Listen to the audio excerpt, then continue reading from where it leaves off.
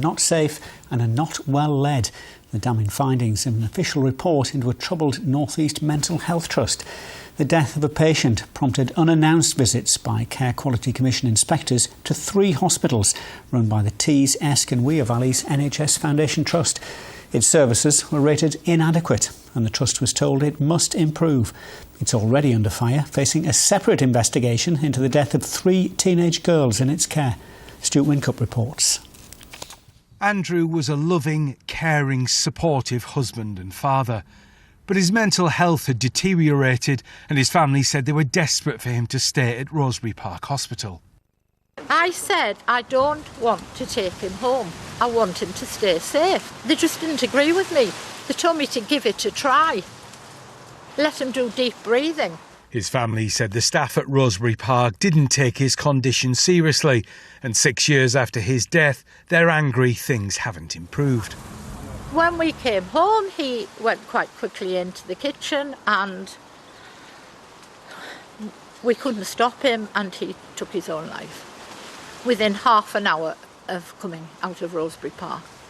And it's a sight that will haunt me for the rest of my life. It really will. CQC inspectors made unannounced visits to 3 hospitals following the death of a patient in January. Rosebery Park in Middlesbrough, Cross Lane in Scarborough and West Park in Darlington. All were rated inadequate. The CQC found risks were not managed well enough to keep people safe from harm. The wards didn't have a good track record on safety, the trust didn't learn from serious incidents and staff didn't have the training they needed. Inspectors said the service was not safe and it was not well led. The Tees, Esk and Wear Valleys Trust says it accepts the issues raised in the report, has taken immediate action and is spending £3.6 million recruiting 80 more care staff. But the MP for Middlesbrough says he's not reassured by the promised changes and is now writing to the Health Secretary. It's an appalling report.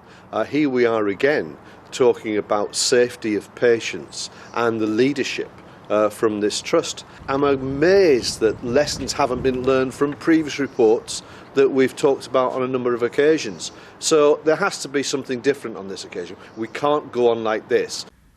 This damning report comes as a separate investigation is currently taking place into the tragic death of 3 teenage girls who were under the care of the trust.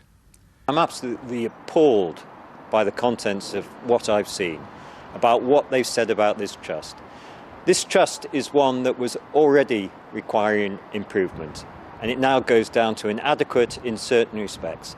And that's devastating for the trust and the people. Gillian says she's saddened the improvements promised after the death of her husband 6 years ago have not materialised. My heart sinks whenever I read it. I think, not another one. There can't be. Why are they not learning the lessons?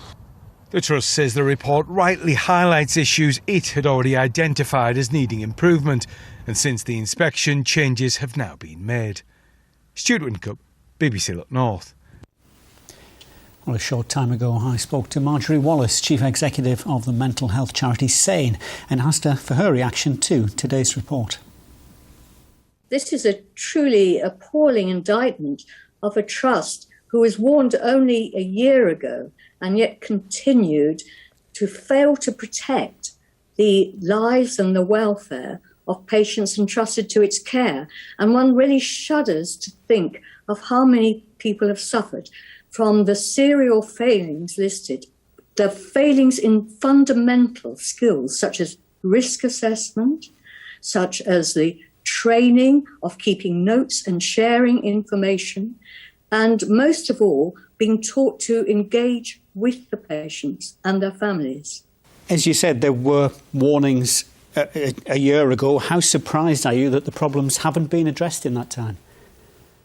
I'm extremely surprised because I think we called then for the trust to be put into special measures. And why this has continued, it really, there seems to be almost no excuse. Is there something that can be done straight away, though, to get to grips with the problems that the CQC have outlined?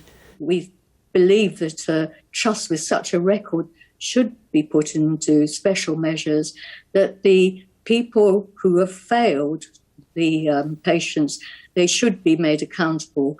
And above all, I think, is that the patients and their families should be more involved in the lessons that can be learned from these tragedies.